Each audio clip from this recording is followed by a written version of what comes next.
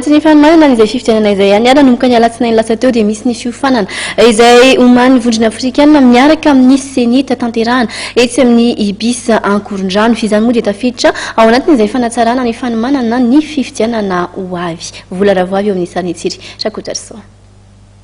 Ny momba ny tontolo fifidianana no dinihana mandritra ny fiofanana izay irahana amin'ny vondrona afrikanina ary atrehan'ny tompon'andraikitra eo anivon'ny senita.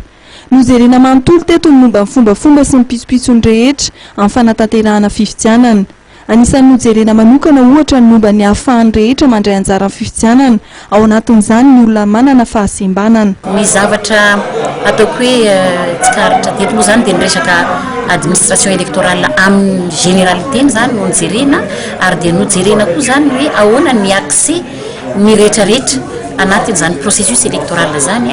dia teto moa no nijerena androany ohatra momba ny ireo manana fahasembanana.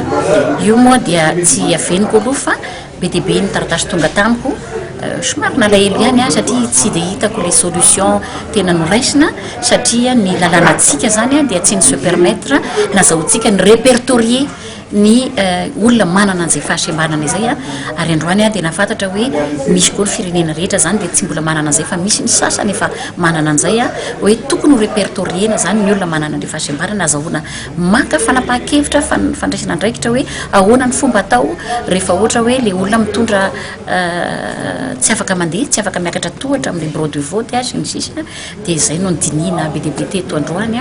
inona ny défi inona ny anatsarana an'izay zany. Anisan'ny nojerena ihany koa ny momba ny vehivavy sy ny fandraisana anjara amin'ny sehatry ny fifidianana, ny momba ny fanosam-bato. Ny tanjona tamin'ity fiofanana ity ny fifampizaranana traikefa momba ny fifidianana eo amin'ny firenena afrikanina ary indrindra ny anatsarana ny fahaiza-manao ny senita amin'ny famoanana ny fifidianana amin'ny ho avy.